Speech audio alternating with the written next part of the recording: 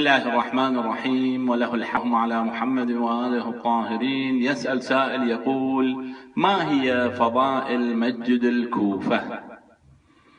فضائل مسجد الكوفة كثيرة، منها ما ورد عن الإمام الصادق صلوات الله عليه قال: ما من عبد صالح ولا نبي إلا وقد صلى في مسجد الكوفان، حتى إن رسول الله صلى الله عليه وآله لما أسري به قال له جبرائيل: أتدري أين أنت الساعة يا رسول الله؟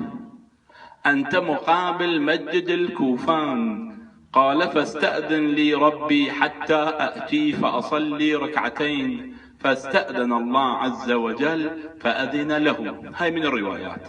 مسجد الكوفة من أقدم المساجد، ما عدا مسجد بيت الله الحرام، فإن مسجد بيت الله أقدم المساجد ثم مسجد الكوفة.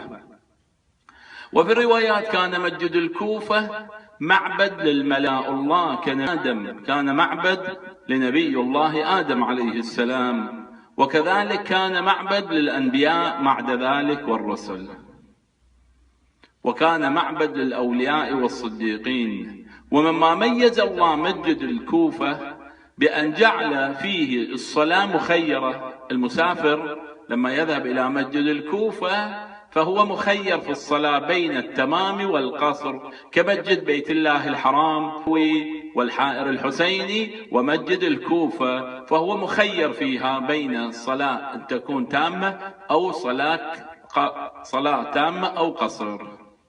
في الرواية أيضا عن مميزات مسجد الكوفة عن الإمام الصادق عليه السلام يقول: وأن الجلوس فيه في مسجد الكوفة بغير صلاة ولا بذكر عبادة.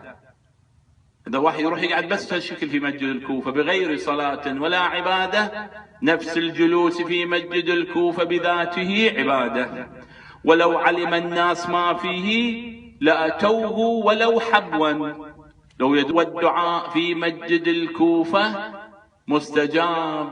في الرواية عن الإمام علي عليه السلام: ما دعا فيه مكروب بمسألة في حاجة من حوائج إلا أجابه الله وفرج عنه كربته.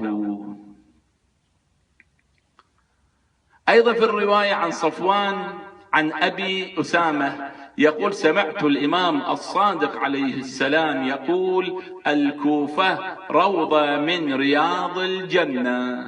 وصلى اللهم على محمد وآله الطاهرين.